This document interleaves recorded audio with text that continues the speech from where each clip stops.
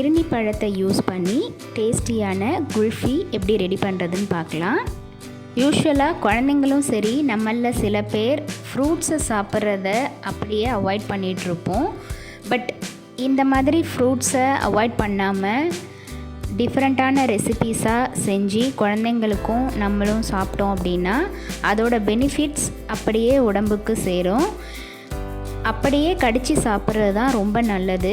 Maximum அதை try பண்ணலாம். But சாப்பிடாத சில ஃப்ரூட்ஸை இந்த மாதிரி டிஃப்ரெண்ட்டான ஐட்டமாக நம்ம ரெடி பண்ணி குழந்தைங்களுக்கு கொடுக்கலாம். இப்போ ஒரு கிருணி பழத்தை எடுத்து நல்லா வாஷ் பண்ணிவிட்டு அதோட ஸ்கின்னெல்லாம் பீல் பண்ணி எடுத்துட்டு வெறும் பல்ப்பை மட்டும் கட் பண்ணி ஒரு பாத்திரத்தில் எடுத்துக்கலாம். கட் பண்ண பழத்தோட நாட்டு சக்கரை மிக்ஸ் பண்ணி அப்படியே ஃபோக் வச்சு நம்ம சாப்பிட்லாம். குழந்தைங்களுக்கு கொடுக்கும் பொழுது கட் பண்ண பழத்தை மிக்ஸி ஜாரில் சேர்த்து கூட 3 டீஸ்பூன் அளவுக்கு பால் பவுடர் மிக்ஸ் பண்ணி தேவையான அளவுக்கு சுகரும் ஆட் பண்ணி ஃபைன் பேஸ்ட்டாக அரைச்சிக்கலாம். அரைச்ச விழுதை ஃபில்டர் யூஸ் பண்ணி ஃபில்டர் பண்ணிக்கலாம். குல்ஃபி பண்ணுறதுனால நம்ம ஃபில்டர் பண்ண வேண்டியதாக இருக்குது.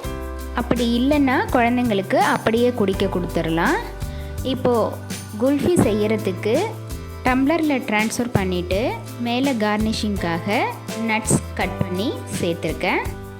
ஃப்ளேவருக்காக கொஞ்சம் ஏலக்காய் பவுடரும் ஆட் பண்ணிக்கலாம் தேவைப்பட்டால். இது ஆப்ஷனல் தான்.